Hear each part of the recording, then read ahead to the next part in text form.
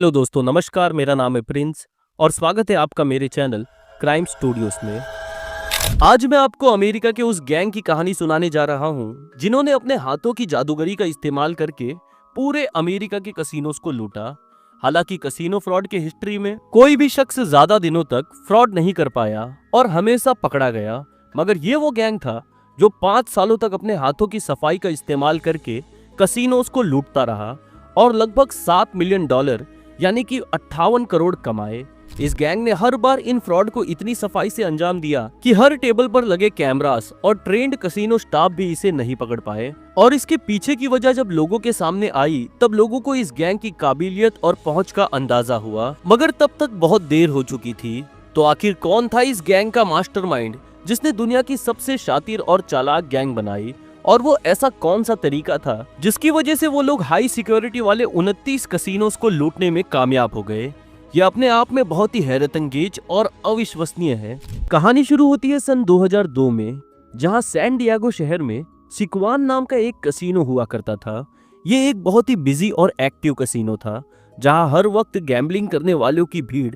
लगी रहती थी। और इस कसिनो में काम करता था फॉन ट्रैंक, जो कि एक बहुत ही चालाक शख्स था और इस पूरी रॉबरी का मास्टरमाइंड भी। ट्रैन इस कसिनो में ब्लैक जैक गेम की टेबल पर एज अ डीलर काम करता था, जिसका काम था गैम्बलिंग करने आए प्लेयर्स के लिए कार्ड सफल करना। ट्रैन एक बहुत ही अनुभवी डीलर था जिसको कार्ड सफल करने में बहुत महारत हासिल थी, और साथ ही साथ वो कसिनो में खेले जाने वाले हर गेम के बारे में बहुत ही अच्छी तरीके से जानता था, जिसकी वजह से वो अक्सर हर टेबल पर कस्टमर्स को हैंडल और एंटरटेन करता था। क्योंकि ट्रैन रोज लोगों को गैम्बलिंग में हजारों लाखों डॉलर्स हारते और जीतते देखता था, और इसीलिए उसके दिमाग में हर वक्त ये बात घूमने लगी कि वो इस गेम का माहिर होने के बावजूद भी एक छोटी सी सैलरी पर अपनी जिंदगी गुजार रहा है। और तब उसके दिमाग में कसिनो लूटने का वो अनोखा आइडिया आता है जिसने उसे पूरे अमेरिका का सबसे बड़ा कसिनो रॉबर बना दिया। अपने पहले फ्रॉड की शुरुआत करने के लिए ट्रैन फैसला करता है कि वो टेबल पर गैम्बलिंग करने आए कस्टमर्स के साथ मिलकर फ्रॉड को अंजाम देगा। उन कस्टमर्स को कार्ड मैनिपुलेट करके चीटिंग से जितवाएगा और उस जीती हुई रकम का कुछ हिस्सा वो कट के तौर पर लेगा। अब सबसे जरूरी समझने वाली बात यह है कि ट्रैन ने कार्ड को मैनिपुलेट कैसे किया और चीटिंग कैसे की। ट्रैन अपने हाथ की सफाई का इस्तेमाल करते हुए फॉल्स शफल का इस्तेमाल करता है। फॉल्स शफल वो ट्रिक है जिसमें डीलर कार्ड की गड्डी को ऊपर नीचे करके कार्ड को मिक्स करता है, मगर ये कार्ड इतनी सफाई से शफल किए जाते हैं कि गड्डी में कार्ड का एक बड़ा हिस्सा बिल्कुल वैसे का वैसा ही रहता है जिस ऑर्डर में कसिनो उसे टेबल पर रखता है। कार्ड शफल होने के बाद डीलर कार्ड की गड्डी को टेबल पर रखता है, जिसके बाद प्लेयर इस बात पर बहुत ही बारीकी से नजर रखते हैं कि कार्ड किस ऑर्डर में बांटे जा रहे हैं। इस दौरान उन्हें अपनी नजर और अपनी ऑब्जर्वेशन बहुत ही तेज रखनी होती है, और क्योंकि उन्हें बिना शफल किए हुए कार्ड सीक्वेंस में पता होते हैं और वो कार्ड के आने से पहले ही अपनी बेट्स लगा देते हैं। इस चीटिंग के तरीके को अंजाम देने के लिए बहुत ही चालाकी और परफेक्ट टाइमिंग की जरूरत पड़ती थी, जिसमें कार्ड शफल करने वाले को इतनी सफाई से कार्ड ऊपर नीचे करने होते हैं कि किसी को भी उस पर शक ना हो, और प्लेयर्स को भी सही कार्ड आने की परफेक्ट टाइमिंग का इंतजार करना पड़ता है ताकि उससे पहले वो अपनी बेट्स लगा सके। ये तो था फॉल्स शफल का वो तरीका जिसमें कार्ड को मैनिपुलेट किया जाता था। मगर अब सवाल ये आता है कि प्लेयर्स को ये कैसे पता चलता है कि उनका कार्ड सीक्वेंस कहां से शुरू होने वाला है, जिसका जवाब ये है कि अनशफल सीक्वेंस का शुरू होते ही डीलर उन प्लेयर को एक सिग्नल देता है जिसके बारे में सिर्फ प्लेयर और डीलर ही जानते हैं,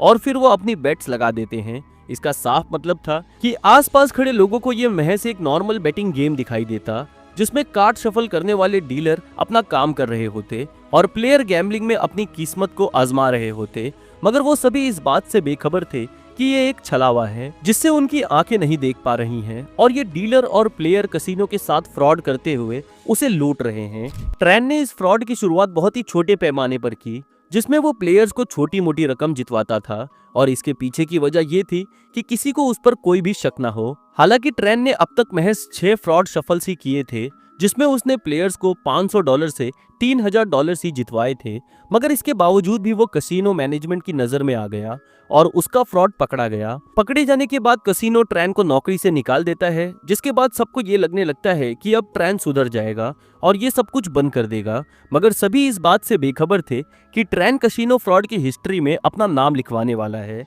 नौकरी जाने के बाद ट्रैन ये फैसला करता है कि अब वो अपनी कार्ड शफल करने की कला को और निखारेगा और साथ ही साथ अपने इस फ्रॉड ऑपरेशन को बढ़ाएगा। उधर कसिनो मैनेजमेंट भी ट्रैन को नौकरी से निकालने के बाद इस फ्रॉड की खबर एफबीआई को दे देती है, क्योंकि उनका मानना था कि एफबीआई को इस मामले में इन्वॉल्व करने के बाद हर तरीके का फ्रॉड हमेशा हमेशा के लिए खत्म हो जाएगा। मगर उनका ये अंदाजा बिल्कुल गलत साबित हुआ। एफबीआई भी इस मामले को हल्के में लेती है और उन्हें लगने लगता है कि ट्रैन की नौकरी से निकल जाने के बाद ये प्रॉब्लम सॉल्व हो गई है। मगर वो इस बात से बिल्कुल बेखबर थे कि ट्रैन महज कसीनो में चोरी ही नहीं कर रहा था, बल्कि वो साथ ही साथ अपने चीटिंग के तरीके को और बेहतरीन करने में बहुत सारी इंफॉर्मेशन भी इकट्ठा कर रहा था। और यही वो वजह थी कि कसीनो में डीलर का काम करने के दौरान उसने कसीनो के ऑपरेशन और सिक्योरिटी मेजर्स को बहुत ही बारीकी से समझा, ताकि वो उसकी कमियों का फायदा उठाकर अपनी चीटिंग को और निखार सके। नौकरी जाने के कुछ ही दिनों बाद ट्रैन अब अपनी कार्ड शफलिंग स्किल्स को और बेहतरीन बनाने पर काम करने लगता है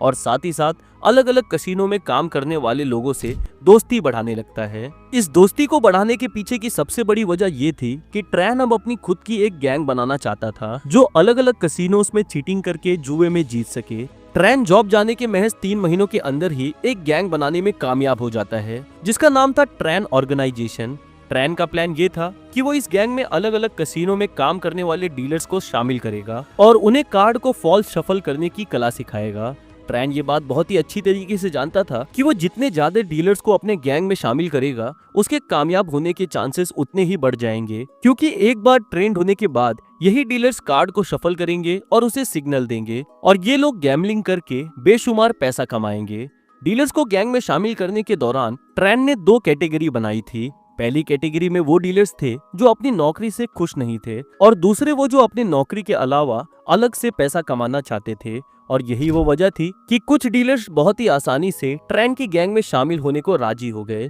क्योंकि ट्रैन ने उन्हें जीते हुए पैसों में से एक बहुत ही अच्छा हिस्सा देने का वादा किया था। इसीलिए वो ट्रैन को अपना लीडर मानकर उसकी हर बात मानने लगे। अब ट्रैन के पास एक भरोसेमंद और काबिल टीम थी, जिसमें कई डीलर से लेकर उसके दोस्त और उसकी बीवी भी शामिल थी, जिसका नाम था वैन ट्रैन। ट्रैन ने अपनी बीवी को गैंग में इसीलिए शामिल किया था क्योंकि वो पहले से कसीनो में काम कर चुकी थी और साथ ही साथ उसकी गैर मौजूदगी में वो गैंग की देखरेख कर सके। ट्रैन की गैंग में अब कुल 15 लोग हो चुके थे, जिन्हें लेकर वो जल्दी कैलिफोर्निया के कैश क्रीक कसीनो पहुंच जाता है और यही वो कसीनो था जहां वो अपनी जिंदगी के पहले कसीनो फ्रॉड को अंजाम देने वाला था। कसीनो पहुंचने के बाद ट्रैन सबसे पहले आसपास के एक होटल में अपने और अपनी गैंग के लिए रूम बुक करता है। ऐसा करने के पीछे की वजह ये थी कि वो लोग पहले से कसीनो के हर पहलू को बहुत ही बारीकी से समझना चाहते थे और साथ ही साथ उन्हें उस कसीनो में काम करने वाले डीलर्स को भी अपनी तरफ करना था, जिसमें उन्हें कुछ और वक्त लगने वाला था। हालांकि ट्रैन के लिए यह काम बहुत ही मुश्किल और चैलेंजिंग भी होने वाला था, क्योंकि उन्हें उस डीलर को अपनी तरफ शामिल करना था जो पहले से कसीनो में काम कर रहे थे और क्योंकि कसीनो भी किसी भी डीलर को नौकरी पे रखने से पहले बहुत ही चौकन्ना रहते थे और उनकी जांच पड़ताल भी करवाते थे। इसीलिए भरोसेमंद डीलर को ढूंढना बहुत ही जरूरी था जो इस फ्रॉड और चीटिंग के लिए अपनी नौकरी दांव पर लगाने को तैयार हो। इससे निपटने के लिए ट्रैन ने अपनी गैंग में सभी लोगों को अलग अलग काम बांट दिए, जिसमें कुछ लोगों का काम था कि वो कसीनो के डीलर से बातचीत करें और उनसे दोस्ती बनाएं, ताकि उन्हें उनकी जरूरतों का पता चल सके, जिसके बिनाम पर वो उन्हें अपनी गैंग में शामिल कर सके। गैंग के दूसरे मेंबर्स को ये काम सौंपा गया था कि वो गैंग में शामिल करने वाले डीलर्स को कार्ड को फॉल्स शफल करने की ट्रेनिंग दे। ट्रैन सबसे ज्यादा खास ध्यान इस बात पे दे रहा था कि डीलर्स फॉल्स कार्ड शफलिंग बहुत ही अच्छी तरीके से सीख जाएं, ताकि उनका ये ऑपरेशन भी कामयाब हो और किसी को भी उन पे शक ना हो, क्योंकि डीलर्स को गैंग में शामिल करने का प्रोसेस पूरी तरीके से भरोसे पर टिका हुआ था और इसी दौरान एक डीलर को पहचानने में उनसे गलती हो गई। ट्रैन की गैंग के मेंबर्स ने जब इस डीलर को अपनी गैंग में शामिल होने का ऑफर दिया और साथ ही साथ अपने प्लान के बारे में बताया, तब इस डीलर ने इस बात की खबर एफबीआई को दे दी। और क्योंकि ट्रैन और उसकी गैंग के कुछ लोग कसीनो के हाई सिक्योरिटी कैमरा में भी आ गए थे, जिन्हें एफबीआई की पूछताछ में इस डीलर ने पहचान लिया था, और यही वो वजह थी कि इस बार उनका ऑपरेशन शुरू होने से पहले ही फेल हो गया और वो लोग वहां से भाग गए। इस मामले के बाद ट्रैन और उसकी गैंग ये फैसला करती है कि अब वो डीलर और कसीनो को चुनने के दौरान बहुत ही चौकन्ना रहेंगे और इसीलिए अब उनमें ये तय होता है कि वो अमेरिका में चल रहे इंडियाना कसीनो को अपना टारगेट बनाएंगे। ये कसीनो अमेरिका के अलग अलग शहरों जैसे Mississippi, Connecticut, Louisiana, Indiana, Nevada, California और वॉशिंगटन से लेकर कनाडा के ओंटारियो तक फैले हुए थे। हालांकि इन कसिनो में सिक्योरिटी मेजर्स तो टाइट थी, मगर क्योंकि ये कसिनो अलग रूल्स और रेगुलेशन पर काम कर रहे होते, इसीलिए इन कसिनो में लास वेगस में चल रहे बड़े कसिनो के मुकाबले कम सिक्योरिटी हुआ करती थी। और यही वो वजह थी कि ट्रेन और उसकी गैंग ने इन कसिनोज को अपना निशाना बनाया। ट्रेन सबसे ज्यादा इस बात पे ध्यान दे रहा था कि इन सभी फ्रॉड्स के दौरान कोई भी चीटिंग पैटर्न ना बनाए, और यही वो वजह थी कि वो एक कसिनो को लूटने के बाद दूसरे स्टेट चले जाते ताकि वो वहां दूसरे कसिनोज को लूट सके और किसी को उन पर शक ना हो। अपने किसी भी कसिनो फ्रॉड को अंजाम देने से पहले वो लोग कई दिनों से लेकर कई हफ्तों तक की तैयारी करते, जिसमें वो हर उस कसिनो के आसपास की जगह को रेंट पर लेते जिसे उन्हें अपना निशाना बनाया हुआ होता। बहरहाल कुछ छोटे मोटे कसिनो को अपना निशाना बनाने के बाद ट्रेन और उसकी गैंग फैसला करती है कि अब वो इस बार एक बड़ा हाथ मारेंगे, और इसीलिए वो जिस कसिनो को चुनते हैं उसका नाम था विंड स्टार वर्ल्ड कसिनो। ये ओक्लाहोमा का वो कसिनो था जहां बड़ी तादाद में लोग जुआ खेलने और अपनी किस्मत को आजमाने आते थे। क्योंकि ट्रेन पहले एक डीलर की वजह से धोखा खा चुका था,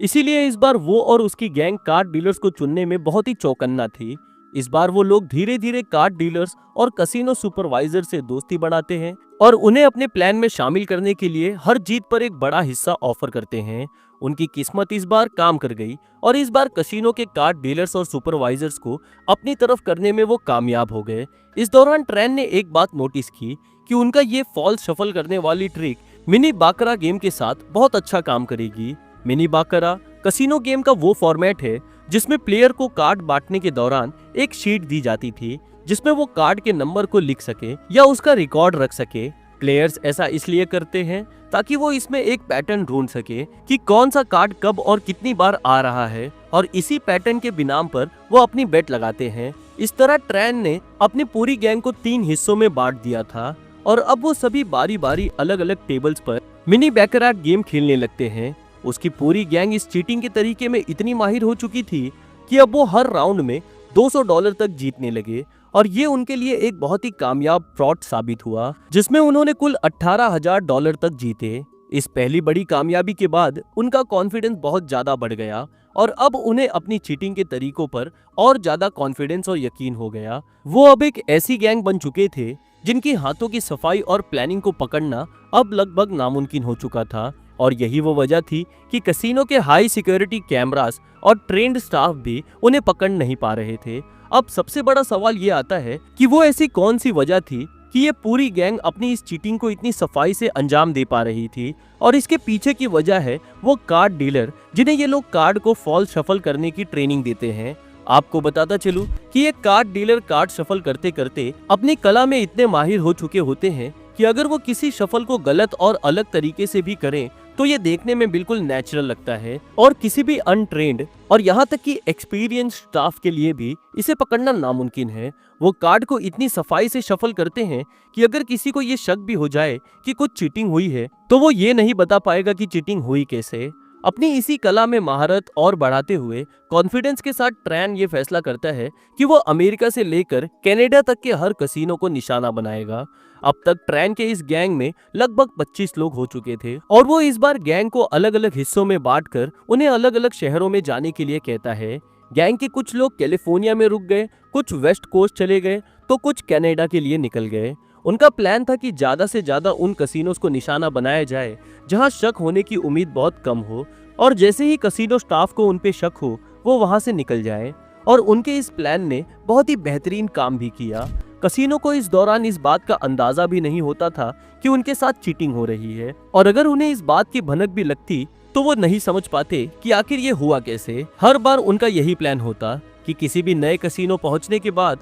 वो वहां कुछ वक्त गुजारें, वहां के कार्ड डीलर से दोस्ती करें और उन्हें अपनी तरफ कर लें, जिसके बाद वो कार्ड डीलर्स फॉल्स शफलिंग और चीटिंग करके उन्हें जितवा देते। सन 2005 आते आते ट्रेन का ये फ्रॉड ऑपरेशन अपनी ऊंचाइयों पर पहुंच चुका था, क्योंकि अब तक इस गैंग में कुल 40 लोग हो चुके थे और इस बार वो लोग कनेक्टिकट के फॉक्सवुड कसिनो पहुंचते हैं। ये कसिनो दुनिया के सबसे बड़े कसिनो में से एक था और इतनी बड़ी गैंग होने का फायदा ये हुआ कि वो सभी लोग अलग अलग ग्रुप्स में कसिनो में गैम्बलिंग कर रहे थे, जहां वो हर 10 मिनट में $50,000 जीत रहे थे। ये साल ट्रेन और उसकी गैंग के लिए एक बेहतरीन साल साबित हुआ और अब तक उनके चीटिंग के तरीके पूरी तरीके से फुल प्रूफ काम कर रहे थे, जिसकी वजह से उनका कॉन्फिडेंस बहुत ही हाई हो गया था। मगर वो कहते हैं ना, बड़ी कामयाबी के साथ लालच भी बढ़ती जाती है, और यही ट्रेन और उसकी गैंग के साथ भी हुआ। ट्रेन अब फैसला करता है कि अब वो लोग बड़ी गैम्बलिंग करेंगे ताकि वो ज्यादा से ज्यादा पैसा जीत सके, और यही वो वजह थी कि उनकी पूरी गैंग मिनी बारकरेट छोड़कर सीधा ब्लैक जैक खेलने का फैसला करती है। हालांकि ब्लैक जैक खेलने के बाद वो अपनी जिंदगी की सबसे बड़ी रकम जीतने वाले थे, मगर साथ ही साथ उनकी जिंदगी भी बदलने वाली थी। ब्लैक जैक वो गेम होता है जहां प्लेयर्स को जीतने के लिए कार्ड डीलर्स को हराना होता है, और इसके लिए उनके कार्ड का टोटल 21 होना चाहिए। शुरुआत में कार्ड बांटने के बाद अगर प्लेयर को लगता है कि वो 21 नंबर के करीब है तो वो एक और कार्ड ले सकते हैं, और प्लेयर की टर्न पूरी होने के बाद कार्ड डीलर कसिनो के रूल्स के मुताबिक खेलना शुरू कर देते हैं, जिसमें उन्हें 17 या उससे ज्यादा नंबर तक हिट करना होता है, और अगर ये टोटल 21 से ऊपर निकल जाता तो डीलर हार जाता और सामने बैठा प्लेयर जीत जाता है। और अगर प्लेयर 21 नंबर के टोटल से नीचे है और डीलर 17 नंबर या उसके ऊपर है तो डीलर जीत जाता है। हालांकि ये था तो बहुत ही सिंपल, मगर ब्लैक जैक में चीटिंग करना इतना आसान नहीं था, क्योंकि ज्यादातर कसिनोस ब्लैक जैक में चीटिंग करने के तरीकों के बारे में जानते थे।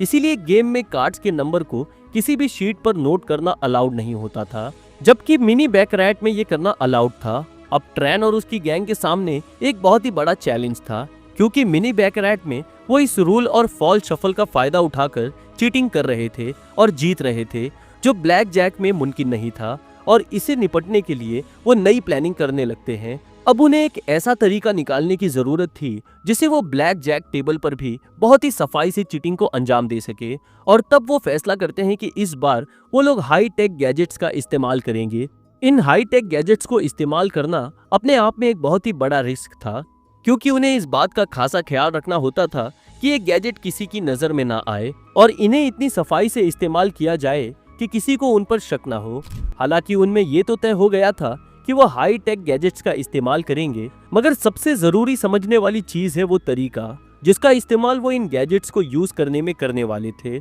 और ये तरीका इतना अनोखा और हैरतअंगेज है कि कसिनो वाले भी ना इसके बारे में सोच पाए और ना ही समझ पाए। उनके प्लान के मुताबिक उनमें यह तय होता है कि एक शख्स टेबल के पास खड़ा होकर इस बात पर नजर रखेगा कि कार्ड की गड्डी को किस ऑर्डर में शफल किया जा रहा है, और इस नजर रखने वाले शख्स को ट्रैकर के नाम से बुलाया जाएगा। ये ट्रैकर इस ऑर्डर के बारे में छुपे हुए माइक्रोफोन में बोलना शुरू करेगा, जो उसकी शर्ट के कॉलर में छुपा हुआ होगा, क्योंकि इस ऑर्डर को बोलने के दौरान वो ट्रैकर अपने मुंह में सिगरेट लगाया होगा, जिससे ये समझ नहीं आएगा कि वो बोल रहा है या नहीं। इसी दौरान वो इस पूरे ऑर्डर के बारे में बाहर गाड़ी में बैठे एक शख्स को बताएगा, जिसके पास एक स्पेशल कंप्यूटर होगा जिसमें कोड ब्रेक सॉफ्टवेयर इंस्टॉल होगा। इस ऑर्डर को उस कंप्यूटर सॉफ्टवेयर में डालते ही वो इस ऑर्डर को रीड करने लगेगा और एक सही ऑर्डर निकाल कर देगा, जिसके बाद बाहर बैठा शख्स इस ऑर्डर के बारे में माइक्रोफोन के जरिए ट्रैकर को बता देगा। सही ऑर्डर का पता चलते ही ट्रैकर टेबल पर बैठे अपने गैंग के मेंबर को तब सिग्नल देगा जब फॉल शफल के बाद सही ऑर्डर आएगा, ताकि वो बेट लगाना शुरू करे। उनके बीच जो सिग्नल तय हुआ था वो ये था कि अगर ट्रैकर 2 उंगलियों से सिगरेट को पिएगा तो प्लेयर को बेट लगानी है, और अगर वो सिगरेट 3 उंगलियों से पिएगा तो इसका मतलब है कि वो अपनी रकम को दुगना कर दे। अपने इस अद्भुत और अनोखे चीटिंग के तरीके का इस्तेमाल करके ट्रेन और उसकी गैंग ने सन 2005 में अपनी जिंदगी का सबसे बड़ा जुआ जीता, जिसमें जीते जाने वाली रकम थी $6,80,000 यानी 7 करोड़ 20 लाख रुपए, और यही रकम जीतने में उन्हें महज 90 मिनट लगे। जिस कसिनो में उन्होंने ये जुआ जीता उस कसिनो का नाम था रिसॉर्ट ईस्ट शिकागो, और यहाँ भी कार्ड डीलर्स ने अपने हाथों की सफाई का इस्तेमाल करके एक बेहतरीन कार्ड फॉल शफल किया, जिसकी वजह से ट्रेन और उसकी गैंग को ये जुआ जीतने में कामयाबी मिली। इस कहानी में अब तक आप सभी यही सोच रहे होंगे कि ट्रेन और उसकी गैंग हमेशा जीत ही रहे थे, मगर ऐसा नहीं था। कई मौकों पर ट्रेन और उसकी गैंग को हार का सामना भी करना पड़ा, मगर ये उनकी स्ट्रेटेजी का एक हिस्सा था, और वो कभी कभार जानबूझकर इसीलिए हारते थे ताकि किसी को उन पर शक ना हो, और हारी जाने वाली रकम भी ज्यादा बड़ी नहीं होती थी। इस बड़ी जीत से पहले भी उसकी गैंग के ज्यादातर मेंबर्स $100 जीतने के बाद टेबल से उठ जाते थे। ऐसा करने के पीछे की दो वजह थी। पहली ये कि वो IRS की नजर में ना आ जाए, जो पूरे अमेरिका में टैक्स कलेक्शन को कंट्रोल और रेगुलेट करती थी, या यूं कहें तो जो काम इंडिया में इनकम टैक्स डिपार्टमेंट करता है। और दूसरी वजह ये थी कि एक अकेला प्लेयर होने के नाते अपनी जीत की रकम को इतना छोटा रखा जाए जिससे सबको ये लगे कि वो छोटे मोटे गैम्बलर्स हैं और किसी को ये शक ना हो कि वो एक पूरी गैंग है जो एक बहुत ही अनोखे और शातिर स्कैम को अंजाम दे रहे हैं। बहरहाल इस बड़ी जीत के बाद ट्रैन और उसकी गैंग के लिए बेशुमार दौलत के रास्ते खुल गए थे, जिसके बाद वो एक आलीशान जिंदगी जीने की शुरुआत करते हैं। अब वो लोग अपने लिए महंगे कपड़े, महंगी ज्वेलरीज खरीदने लगते हैं और साथ ही साथ उन लोगों ने सैन डियागो में 2 आलीशान घर खरीदे और वियतनाम में भी कई प्रॉपर्टीज में पैसे इन्वेस्ट किए। क्योंकि ट्रैन को कार का बहुत शौक था, इसीलिए उसने अपने लिए एक पोर्शिया 911 कार भी खरीदी। इस जीत ने ट्रैन और उसकी गैंग के कॉन्फिडेंस को एक अलग लेवल पर ले जाकर खड़ा कर दिया और अब उन्हें ये लगने लगा कि वो कभी पकड़े नहीं जाएंगे। उधर कसीनो को ये शक होने लगा कि उनके साथ कुछ चीटिंग तो हो रही है, मगर वो ये नहीं समझ पा रहे थे कि चीटिंग हो कैसे रही है। और इसी कश्मकश में कुछ कसीनोस इस बात की खबर FBI और दूसरी कुछ फेडरल एजेंसीज को दे देते हैं। कसीनोस किसी भी कीमत पर इस सवाल के जवाब को ढूंढना चाहते थे कि वो लगातार हजारों डॉलर क्यों हार रहे हैं, और उनका ये शक तब और बढ़ता चला जाता है जब उन्हें ये पता चलता है कि ये फ्रॉड साउथर्न कैलिफोर्निया से लेकर कनाडा तक हो रहा है, क्योंकि उनके पास ट्रैन ऑर्गेनाइजेशन या किसी के भी खिलाफ कोई पुख्ता सबूत नहीं था और इसीलिए वो लोग FBI और दूसरी फेडरल एजेंसीज की तरफ से किसी भी सबूत के मिलने का इंतजार करने लगते हैं। उधर FBI भी लगातार मिल रही कंप्लेंट्स की वजह से इस केस की छानबीन शुरू कर देती है। FBI को ये तो समझ आ गया था कि ये किसी अकेले शख्स का काम नहीं है और इस फ्रॉड को अंजाम देने में एक पूरी गैंग का हाथ है। इसीलिए वो फैसला करते हैं कि वो कसीनो के CCTV फुटेजेस को बहुत ही बारीकी से चेक करेंगे, जहां वो खासकर ग्रुप में आने जाने वाले लोगों पर अंदर जाने से लेकर बाहर आने तक नजर रखेंगे। इसी छानबीन और पूछताछ के दौरान FBI के हाथों वो पहली कामयाबी लगती है जो पूरे अमेरिका के सबसे बड़े कसीनो फ्रॉड का खुलासा करने वाली थी। इस बार FBI के हाथ कुछ कार्ड डीलर्स लगते हैं जो ट्रैन ऑर्गेनाइजेशन यानी ट्रैन और उसकी गैंग के साथ काम करते थे, और यही कार्ड डीलर्स FBI को इन फ्रॉड की वो डिटेल बता देते हैं जिसे सुनकर FBI के पैरों तले जमीन सरक जाती है। अब सबसे बड़ा सवाल ये आता है कि इन कार्ड डीलर्स ने ट्रैन को धोखा क्यों दिया और FBI को इस पूरे फ्रॉड ऑपरेशन की डिटेल्स क्यों बताई। तो इसका जवाब है ट्रैन की बढ़ती हुई लालच। अपनी इसी लालच के चलते ट्रैन अब कार्ड डीलर्स को दिए जाने वाले हिस्से को कम करने लगता है, जिसका साफ मतलब था कि वो कार्ड डीलर्स को फ्रॉड में जीतने की रकम से उतना हिस्सा नहीं दे रहा था जितना उनसे वादा किया गया था। वो अब जीती हुई रकम से ज्यादा हिस्सा खुद रखने लगा, जिसकी वजह से ज्यादातर कार्ड डीलर्स उससे नाखुश रहने लगे और मौका मिलते ही उन्होंने ट्रैन के इस पूरे ऑपरेशन को खतरे में डाल दिया। FBI का साथ देने का सबसे ज्यादा फायदा उन डीलर्स को ये मिला कि अब ट्रैन का साथ देने के लिए उनके खिलाफ कोई कार्रवाई नहीं होगी, और क्योंकि वो अपनी नौकरी दांव पर लगाकर ट्रैन का साथ दे रहे थे मगर बदले में उन्हें उतने पैसे नहीं मिल रहे थे, और इस बात का बदला उन्होंने FBI का साथ देकर ट्रैन से ले लिया था। कार्ड डीलर्स की मदद से FBI के हाथ वो इन्फॉर्मेशन और सबूत लग चुके थे जिसकी उन्हें जरूरत थी और जिसकी मदद से वो इस गैंग को पकड़ सकते थे। अब FBI को ये तो पता चल चुका था कि इस पूरे फ्रॉड के पीछे ट्रैन ऑर्गेनाइजेशन का हाथ है, और इसीलिए वो इस पूरे गैंग को पकड़ने के लिए एक ऑपरेशन शुरू करते हैं जिसका नाम उन्होंने ऑपरेशन ट्रैन रॉक रखा था। इस ऑपरेशन को एक नाम देने के पीछे की वजह ये थी कि वो सभी इस केस पर सिस्टमैटिकली काम कर पाए और सभी सबूत इकट्ठा कर पाए ताकि वो ट्रैन और उसकी गैंग के खिलाफ एक स्ट्रॉन्ग केस बना सके। इस ऑपरेशन के चलते FBI ट्रैन और उसकी गैंग पर बहुत ही बारीकी से नजर रखना शुरू कर देती है। जून 2006 आते आते अब FBI के पास उनके खिलाफ काफी सबूत इकट्ठा हो चुके थे, मगर क्योंकि वो उन्हें रंगे हाथों पकड़ना चाहते थे इसीलिए वो CCTV फुटेज का इंतजार करने लगते हैं जिसमें वो फ्रॉड करते हुए दिखाई दें। इस CCTV फुटेज से उनका केस और मजबूत हो जाता और वो इस पूरे गैंग को और आसानी से सलाखों के पीछे भेज सकते थे। अपने इस ऑपरेशन और सबूत को पुख्ता करने के लिए FBI एक चाल चलती है। इस बार FBI फैसला करती है कि वो ट्रैन पर एक स्टिंग ऑपरेशन करेंगे, और इस स्टिंग ऑपरेशन के तहत FBI 2 ऑफिसर्स को कार्ड डीलर बनाकर ट्रैन से मिलवाते हैं, इस मीटिंग में वो ट्रैन से कहते हैं कि वो उसके साथ काम करना चाहते हैं क्योंकि वो कसीनो में मिलने वाली सैलरी से खुश नहीं है। ट्रैन को भी उनकी बातों से यकीन हो जाता है कि वो सचमुच उसके साथ काम करना चाहते हैं और फिर वो अपने फ्रॉड ऑपरेशन की वो डिटेल्स उन्हें बताना शुरू करता है जिसका वो इंतजार कर रहे थे। ट्रैन दोनों FBI एजेंट को बताता है कि कसीनो में उसे सिर्फ 2 लोगों की जरूरत पड़ती है, जिसमें से एक को बस सिगरेट पीनी होती है और सिगरेट के जरिए वो अपने प्लेयर को सिग्नल देता है। वो अपने प्लान का दिखावा करते हुए FBI ऑफिसर से ये भी कहता है कि उसका चीटिंग करने का तरीका इतना बेहतरीन है जिसकी वजह से उसने कई कसीनो से लाखों डॉलर्स कमाए हैं, मगर वो इस बात से बिल्कुल बेखबर था कि उसकी हर बात वीडियो टेप में रिकॉर्ड हो रही है और सामने बैठे दोनों शख्स कार डीलर्स नहीं बल्कि FBI एजेंट्स है। अब FBI के हाथ इस इन्वेस्टिगेशन का सबसे बड़ा सबूत लग चुका था जिसके बिना पर वो ट्रैन को गिरफ्तार कर सकते थे, मगर क्योंकि वो पूरे गैंग को पकड़ना चाहते थे इसीलिए वो कुछ दिन और इंतजार करने का फैसला करते हैं। इस स्टिंग ऑपरेशन के महज 4 दिनों के बाद ही FBI को एक और खबर मिलती है जिसमें उन्हें ये पता चलता है कि ट्रैन के गैंग मेंबर्स सकूना कसीनो जाने वाले हैं अपने एक और कसीनो फ्रॉड को अंजाम देने के लिए। ये वही कसीनो था जहां से ट्रैन को निकाला गया था और जहां से इस पूरे फ्रॉड ऑपरेशन की शुरुआत हुई थी। इस खबर के बाद FBI गैंग मेंबर्स पर नजर रखना शुरू करती है और उनकी हर मूवमेंट को ट्रैक करना शुरू करती है, जिसमें वो उनके बैंक रिकॉर्ड्स की छानबीन से लेकर उनके कसीनो के अंदर जाने से लेकर बाहर आने तक के हर वीडियो टेप की छानबीन करती है। इस छानबीन के दौरान FBI ऑफिसर्स ने कुछ कसीनो से यहाँ तक कहा था कि उन्हें इस गैंग को गैम्बलिंग में जीतने देना है। इसका साफ मतलब था कि FBI के प्लान को अंजाम देने के लिए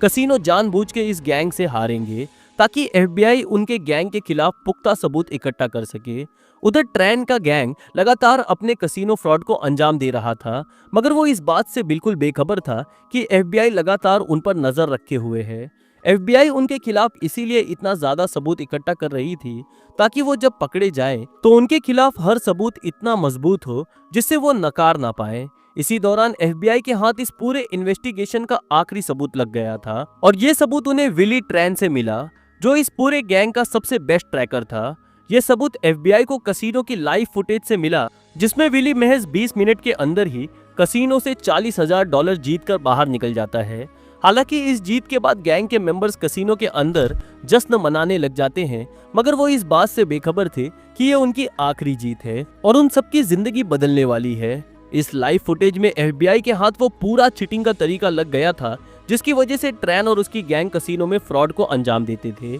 और ये देखते ही FBI ऑफिसर उस टेबल पर पहुंचते हैं और गैंग के सभी मेंबर्स को गिरफ्तार कर लेते हैं। आखिरकार सन 2007 में FBI ट्रैन के साथ साथ गैंग के बाकी 46 मेंबर्स को गिरफ्तार कर उन पर कसीनो फ्रॉड, चोरी और मनी लॉन्ड्रिंग का केस दर्ज कर देती है। 5 साल चली इस फ्रॉड ऑपरेशन में ट्रैन और उसकी गैंग ने $7 मिलियन कमाए, मगर गैंग के हर मेंबर के गिरफ्तार होने के बाद ये गैंग पूरी तरह बिखर गया। गिरफ्तारी के बाद गैंग के हर मेंबर पर चोरी, धोखेबाजी से लेकर मनी लॉन्ड्रिंग तक का चार्ज लगाया गया। FBI ने अपनी चार्जशीट में यह भी लिखा था कि इन सभी गैंग मेंबर्स ने पूरे अमेरिका से लेकर कनाडा तक 29 कसिनोस को लूटा और साथ ही साथ 3 मेंबर्स पर टैक्सी चोरी करने का आरोप भी लगाया गया, जिससे उन्होंने बाद में कबूल लिया। ट्रायल के दौरान कोर्ट ने ट्रैन को 5 साल 10 महीनों की सजा सुनाई और साथ ही साथ $8.5 मिलियन की जुर्माना भी लगाया। इसी दौरान ट्रैन को अपनी कई कीमती चीजें